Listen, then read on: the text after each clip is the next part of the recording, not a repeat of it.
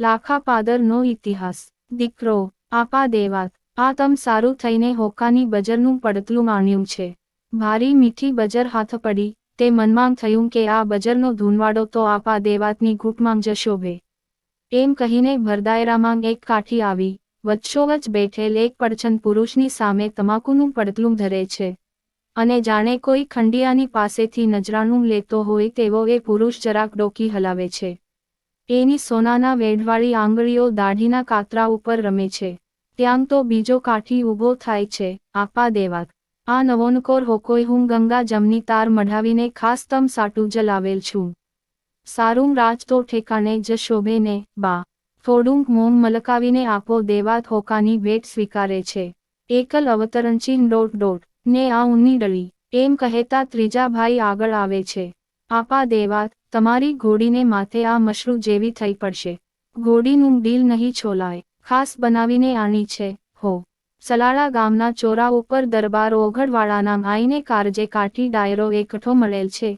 ત્યાં તમામ કાઠીઓની મીત ફક્ત ગુંદાળાના ગલઢેરા દેવાત વાંકને માથે જ ઠરી ગઈ છે। દેવાતને જ રીઝવવા સારું સહુ મથે છે। દેવાતની આંખ કરડી થાય એ વાતનો તમામને ફફડાટ છે। દેવાત વાંક જેનો દુશ્મન બને તેનું ગામડું 3 દિવસમાં ટીંબો બને। આગેની એક થાંભલીને થડડીલ ટેકવીને એક આધેડ અવસ્થાનો મરદ બેઠેલો છે। પછેડીની પલાંટ ભીડી છે, એની મૂછો ફરકી રહી છે, એના હોઠ મરક મરક થાય છે। પડખે બેઠેલા કાઠીને એ હળવે સાદે પૂછે છે કે, કાઠીઓમાં આ કઢી ચટ્ટાકનું ક્યારથી પેટું, ભાઈ? જેની આટલી બધી ભાટાઈ કરવી પડે છે એવો માંધાતા કોણ છે આ દેવાત વાંક? ચૂપ, ભાઈ ચૂપ। આપા લાખા, તું હજી છોકરું છો, તારું લાખાપાદર હજી દેવાતના ઘોડાના ડાબલા હેઠ પડ્યું નથી લાગતું। નીકર તું આપા દેવાતને તારી તળીની કેરીયું દેવા દોડ્યો જાત। હું, મારા આંબાની કેરીયું હું દેવાતને ડરથી દેવા જાઉં? ના, ના, એથી તો ભલું કે સુડા, પોપટને કાગડા મારાં ફળને ઠોલે। કાઠીના દીકરા તો સહુ સરખા, કોણ રાંગ, ને કોણ રાણા। આવી રજવાડી ભાટાઈ મારાથી તો ખમાતી નથી। બોલનાર પુરુષનો અવાજ ઊંચો થયો। એના બોલ ડાયરાને કાને પડ્યા, અને વચ્ચોવચ બેઠેલા વિકરાળ કાઠી દેવાત વાંકનું કાંદ એ વાતો કરનાર તરફ કરડું થયું। ધગેલ ત્રાંબા જેવી રાતી આંખ ઠેરવીને એને પૂછ્યું, ઈ કોણ મૂછાળો ચાંદામ કરે છે ત્યાં બેઠો બેઠો? ઉઘાડું બોલો ને, બાપા। આપા દેવાત વાંક, આદમીએ થડક્યા વિના જવાબ દીધો, ઈ તો હું લાખો વાળો છું ને ભણું છું કે કાઠીના દીકરા તો સહુ સરખા। છતાં કાઠી ઉઠીને રજવાડી ભાટાઈ કરવા બેસી જાય, ઈથી તો આપા દેવાતને પણ દુઃખ થાવું જોવે, હરખાવું નો જોવે। આપા લાખાવાળા, તએમ તો હવે લાખાપાદર ફરતા ગઢ બંધાવજે, બા। તું તારે ચડી આવજે, આપા દેવાત। હું નાની ગામડીનો ધણી ગઢ તો શું ચણાવું, પણ પાણીનો કળશીઓ ભરીને ઊભો રહીશ, આપા દેવાતને શોભતી મહેમાનગતિ કરીશ। લે ત્યારે, લાખાવાળા, એમ બોલીને દેવાત વાંકે પોતાની અંજળીમાં કસુંબો લીધો હતો તે ધરતી ઉપર ઢોળી નાખ્યો ને કહ્યું, લાખાપાદરને માથે જો હું મીઠાના હળ હાંકું, તો ગુંદાળાનો દેવાત વાંક જાણજે, નીકર। હાંગ, હાંગ, હાંગ, ગજબ કરો માં, બા। એમ કરતો આખો ડાયરો આડો પડ્યો। ઘરડિયા કાઠીઓએ દેવાતના પગ ઝાલીને કહ્યું, આપા, લાખો વાળો તો બાળક છે, એને બોલ્યાનું ભાન નથી। તમારે સમદરપેટ રાખવું જોવે। ના, ના, આપા દેવાત, મારું નોતરું અફર જાણજે હોકે। એમ કહીને લાખો વાળો તલવાર ભાલો લઈને ઉઠી ગયો। ઘોડીએ પલાણીને નીકળ્યો, કહે તો ગયો, કાઠી તો સંધાય સંવડિયા। કાઠીમાં ઊંચનીચ ન હોય, પણ તમે સહુએ બીને દેવાત જેવા એક મોટા લૂંટારાની ખુશામત માંડી છે। મારે તો દેવાતને કે દલ્લીના ધણીને નજરાણાં દેવાનો મોખ નથી। બાંધે એની તરવાર, અને ગા વાળે ઈ અરજણ, એમાંગ ભેદભાવ ન હોય। એટલાંગ વેણ સંભળાવીને લાખાપાદરનો ધણી રોજડી ઘોડી હાંકી ગયો। લાખાપાદર આવીને એને ભાઈઓને ખબર દીધા કે પોતે દેવાત વાંકનું ભયંકર વેર વહોરેલ છે। સાંભળીને ભાઈઓ પણ થથર્યા। તે દિવસથી લાખો વાળો પરગામ જઈને રાત નથી રોકાતો। જ્યાં જાય ત્યાંથી ઝાલરટાણે તો ઝાંપામાં આવી જ પહોંચે। એ વાતને તો 6-8 મહિના થઈ ગયા। લાખાવાળાને લાગ્યું કે દેવાત કામ તો ભૂલી ગયો, ને કામ તો થડકી ગયો। એ રીતે મનમાંથી ફડકો ઓછો થયો। એક દિવસ લાખો વાળો ચલાળે ગયેલ છે। ઓઘડવાળાની ને એના ભત્રીજાની વચ્ચે તકરાર પતાવવાની હતી.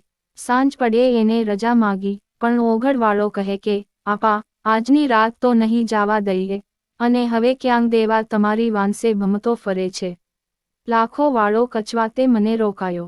આંહીન લાખા પાદરમાં શું થયું? સાંજ પડી અને વાવડ મળ્યા કે દેવા કટક લઈને આવે છે. ગામનો ઝાંપો બંધ કરી, આડાં ગાડાં ગોઠવી, લોકો હથિયાર લઈ ઊભા રહ્યા. પણ પોતાના મોવડી વિના લોકોની છાતી ભાંગી ગઈ. ઉલટાના લોકો તો આવું વેર હાથે કરીને વહોરી આવનાર લાખાવાળા ઉપર દાજે બળી ગયા. દેવાતનું કટક પડ્યું. ઝાંપા ઉપર લાખા પાદરના કંઈક જુવાન કામ આવ્યા. ઝાંપો તૂટ્યો, કટક ગામમાં પેસીને વસ્તીને ધમરોળવા માંડ્યું. નક્કી કર્યું હતું કે લૂંટ કરીને સહુએ પરબારા ગામને સીમાડે કોઈ ઝાડ નીચે મળવું. તે પ્રમાણે સહુ ચાલવા માંડ્યા. ગામમાં મસાણ જેવી શાંતિ છવાઈ ગઈ. દેવાત સમજતો હતો કે લાખો ઘરમાં સંતાઈ રહ્યો છે. એ લાખાવાળાના ફળીમાં જઈને હાકલા કરવા માંડ્યો, કાઠી, બા, રો નીકળ, બા, રો નીકળ.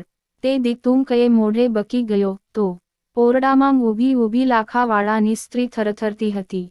એને જવાબ દીધો, આપા દેવાત, કાઠી ઘરે હોત તો તે શેલને સામે કાંઠે તને લેવા આવત, સંતાત નહીં. ઊંચી ઓસરીની એક થાંભલીને ટેકો દઈને લાખાવાળાની દીકરી હીરબાઈ ઊભી હતી. 15 વર્ષની ઉંમર થઈ હશે. દેવાતના પડકારા, લોહીતરબોળ ભાલો કે લાલઘુમ આંખો એ છોકરીને મન જાણે કાનિક જોવા જેવું લાગતું હતું, બીવા જેવું નહીં. એ શાંત ઊભી હતી, અંધારી રાત્રે જોગમાયા જેવી લાગતી હતી. મોતની લીલા તો જાણે ખૂબ નિરખી હોય તેવી ઠરેલી એની મુખમુદ્રા હતી.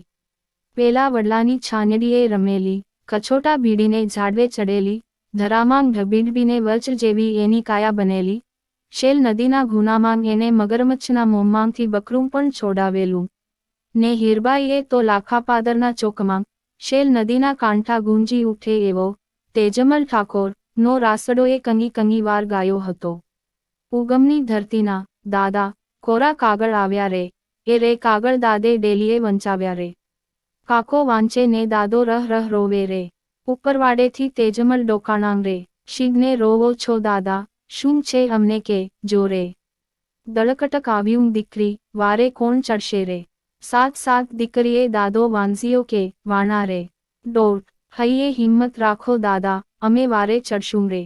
દેવાતે જોયું તો ફળીમાં એ કન્યા ઊભી હતી. તે થાંભલી પાસે જ એક વછેરો બાંધેલો. બાપ સગા દીકરાને ચડવા ન આપે એવો એ વછેરો હતો. લાખાવાળાનો આતમરામ એ વછેરો. દેવાતે વિચાર્યું કે, આ વછેરો લઈ જઈને જગતને બતાવીશ. લાખોવાળો જીવશે ત્યાં લગી નીચું જોઈને હાલશે. પોતાના હાથમાં ભાલો હતો. તે ઓસરીની કોરે ટેકવીને વછેરાના પગની પછાડી છોડવા દેવાત નીચે બેઠો, માથું નીચું રાખીને પછાડી છોડવા માંડ્યો. બરડો બરાબર દીકરી હીરબાઈની સામે રહ્યો. ઓરડામાંથી માં કહે છે કે, બેટા હીરબાઈ, આંહીન આવતી રહે. પણ હીરબાઈ શું જોઈ રહી છે? તૈયાર ભાલો, તૈયાર બરડો અને નિર્જન ફળિયું. વિચાર કરવાનો એને વખત નહોતો. એણે ભાલો ઉપાડ્યો. ત્યાં ઊભાં જ બે હાથે ઝાલીને એ જોગમાયાએ દેવાતના પહોળા બરડામાં ભાલાનો ઘા મૂક્યો. ભચ દેતો ભાલો શરીર સોંસરવો ગયો. દેવાતને ધરતી સાથે જડી દીધો. નીચે ઉતરી દેવાતની જ તલવાર કાઢી હીરબાઈએ એને ઝાટકા મૂક્યા.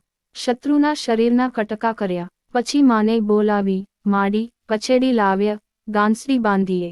દાણાની ગાંસડી બાંધે તેમ ગાંસડી બાંધીને ઓરડામાં મૂકી દીધી. કોઈને ખબર ન પડવા દીધી. ધીમે ધીમે ગામમાંથી આખી ફૌજ નીકળી ગઈ હતી. સહુને મન એમ હતું કે દેવાત તો મોઢા આગળ નીકળી ગયો હશે. દીકરીએ તે જ ટાણે ગઢવીને બોલાવ્યા. કહે કે, ગઢવા, ચલાળે જાઓ, ને બાપુને કહો કે પરબારા ક્યાંને ન જાય. આંહીન આવીને એકવાર મારે મોઢે થઈને પછી ભલે દેવાતની સામે જાય, પણ પરબારા જાય તો મને મરતી દેખે. ગઢવી ચલાળે પહોંચ્યા. દરબારે વાત સાંભળી કે દેવાતે ગામ ભાંગ્યું. લાખાવાળાને માથે જાણે સાતે આકાશ તૂટી પડ્યા. હવે હું શું મોઢું લઈ લાખાપાદર આવું? પરબારો શત્રુઓને હાથે જ મરીશ. પણ એકની એક દીકરીના સમ. ડાહી દીકરી શા સારું બોલાવતી હશે? મારા સંતાનને મારું મોઢું કાળું કરવાની કુમતી સૂજે શું? કાનિક કારણ હશે. જોઉં તો ખરો. દરબાર ઘેર પહોંચ્યા ત્યાં ધીરેક રહીને દીકરીએ કહ્યું, બાપુ, તમારે જાવું હોય તો ભલે, પણ કટકોરું નથી ગયું. એક જણને તો મેં આંહીન રાખ્યો છે. એમ કહીને ઓરડામાં લઈ જઈને ગાંસડી છોડી બતાવી. લાખાવાળાએ મોઢું ઓળખ્યું, એ તો દેવાત વાંગ પોતે જ. દરબારનું હૈયું હરખથી અને ગર્વથી ફાટવા લાગ્યું. એણે દીકરીને માથે હાથ મૂક્યો, બેટા, દુનિયા કહેતી તી કે લાખાવાળાને દીકરી છે, પણ ના, ના, મારે તો દીકરો છે.